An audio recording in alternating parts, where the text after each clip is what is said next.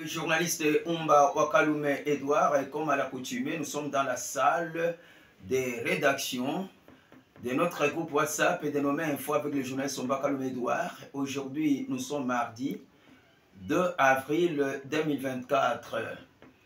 À cette heure-ci, dans l'après-midi, nous venons de recevoir notre frère. Il est chargé d'élaborer les projets de développement dans les territoires de Malemba-Nkulu. Il va s'identifier lui-même et on pourra lui poser la question de savoir qu'est-ce qu'il a emmené ici. Bonjour messieurs. Bonjour papa journaliste Umba Wakalume. Est-ce que vous pouvez vous identifier d'abord avant de passer à nos questions à l'interview? Pourriez-vous vous identifier par rapport à votre nom et vos fonctions s'il vous plaît? À ce qui me concerne, moi je réponds au nom de Ngoïma Jondo de Donné, enfant originaire de Malemba-Nkulu. Vous êtes enfant originaire de Malemba-Nkulu. Quel est le but de votre visite dans notre salle de rédaction? Qu'est-ce qui vous a amené ici? Les motifs qui m'ont poussé de venir ici, c'est parce que moi je suis dans le domaine de conception et élaboration des projets. C'est pour donc à la recherche de voies et moyens pour avoir des soutiens quand même. Merci beaucoup, vous aurez ce soutien. Oui. Vous avez déjà élaboré combien de projets dans vos exercices de vos fonctions ou dans votre profession? Combien de fonctions avez-vous déjà élaboré depuis que vous avez commencé? Donc pour cela, c'est mon domaine, je suis en train d'élaborer donc dans les différents domaines, oui, tant pour les œuvres exclusives pour Dieu, et aussi que les œuvres sociales et humanitaires. Bon, parmi les œuvres sociales, est-ce que vous pouvez nous citer un thème que vous avez développé dans l'élaboration de vos projets, dans le cadre social, par exemple? Donc, grâce à cette initiative que nous venons récemment de créer, c'est parce que nous avons déjà créé une association de génies experts et spécialistes en projets et initiatives pour la communauté. Merci beaucoup. Quel est le but de ce projet-là?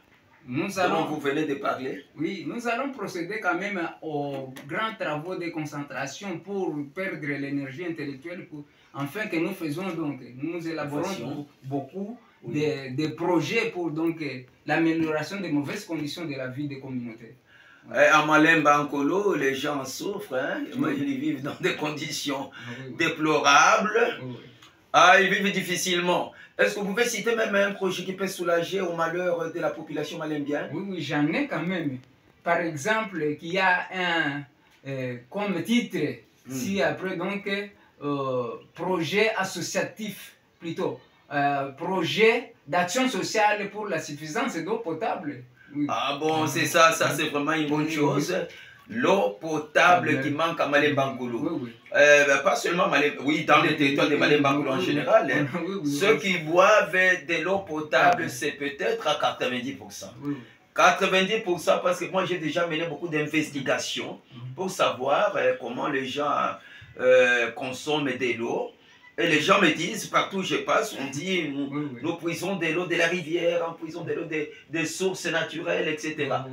Bon, et il y a encore d'autres projets que vous avez élaborés? Nous en avons tant quand même, parce que ça se trouve quand même dans la phase embryonnaire. Nous en avons trop.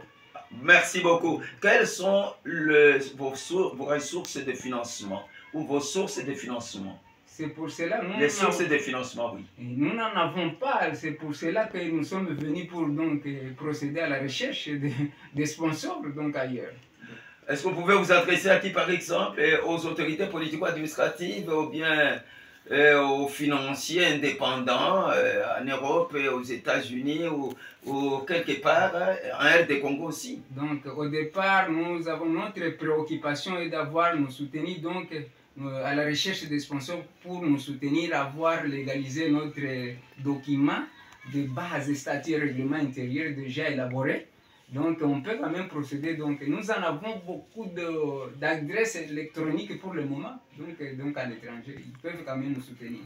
Mais au niveau du territoire, au niveau de notre province du Haut-Lomami, est-ce que vous avez déjà sollicité quelques autorités pour vous appuyer afin que vos documents soient officialisés? C'est pour cela que je suis venu ici pour donc à la recherche. Ils peuvent quand même y en avoir beaucoup des originaires de Malimankoul et de notre province du Haut-Lomami quand même. Est-ce que vous pouvez vous adresser par exemple à qui?